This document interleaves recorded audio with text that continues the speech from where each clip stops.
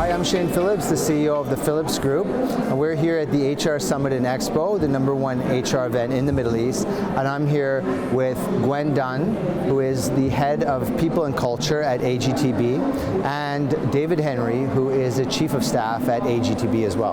Welcome. Welcome. Nice to have you. So you're a startup bank, which is, you don't see every day banks starting up, so congratulations. And you see HR and agility as part of your competitive advantage. Yeah, absolutely. So we started up in Abu Dhabi around 2 years ago.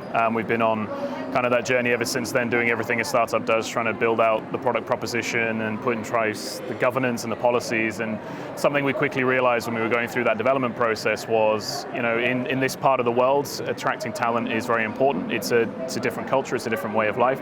And we were also keen to bring people from different backgrounds. So it's not always career bankers we weren't interested in, because we're interested in new ideas, we're interested in trying to be agile and do things differently.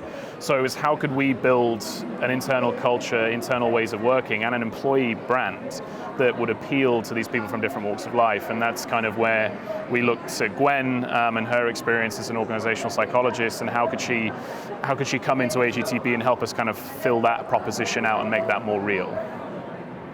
Okay, and so what are you doing to achieve that agility? What have you done differently? Is it an org structure thing? Is it a systems thing? Is it where and what have you done to achieve that? We've brought together different methodologies. So basically, I'm a Gallup strength coach, so we came in to build a strength culture. But the culture, when I came in, it had already been developing for how long? About 18 months. About 18 months. Now, even at the 18-month point, if you have an organization that's been together for that long, you can even have things that are tripping you up already. You can start to have legacy behaviors. And the really exciting thing was, when I came in, I met all these different people from different backgrounds with different specialities, whether it was being agile, whether it's some work we're doing on OS Canvas, which I'm sure you can mention about in a moment. And I was given full creative reign. Like, suddenly I was given full creative reign and just said, you can do whatever you want with this organization, just make it work, make our people happy, and make sure that our people are performing and that we're moving quickly. So that's what I did. I came in and began to redesign the organization, but with the team. So when you redesigned it, what did you do differently from the traditional model, or what we would expect? I think when you look at traditional incumbent banking, the word silos is often used in different industries, but I think banking, it's heavily applicable. I mean, you have very robust and defined departmental boundaries, very strict handovers, and you have principles like the 3 lines of defense, which, whilst very important from a risk management perspective, they erect these boundaries between different teams. And so it's a case of, how can we create true cross-functional working where we give people the tools and the facilities to kind of work in a different way and come together in a different way to allow us to deliver our products and services. So, as Gwen mentioned, there's a methodology around an OS canvas, so the operating system canvas, for thinking about an organization differently. Because if you imagine the traditional org chart as we all know it now, you know, it was first came on, I think, about 100 years ago for a manufacturing company.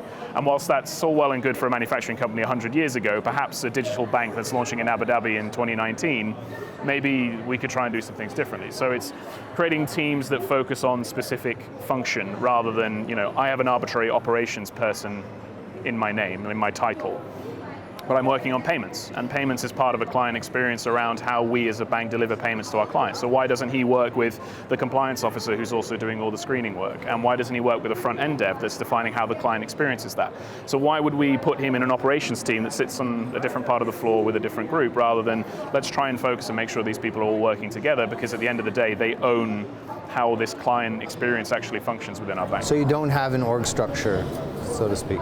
It's evolving, and I think that's the most important aspect about this. It has to evolve continually. We didn't sit down and get all the boxes on Visio and say, well, this reporting line makes sense there and that, you know. And as a bank, obviously there's regulations around that you have to make sure certain things are signed off in a certain way, and you have to respect that.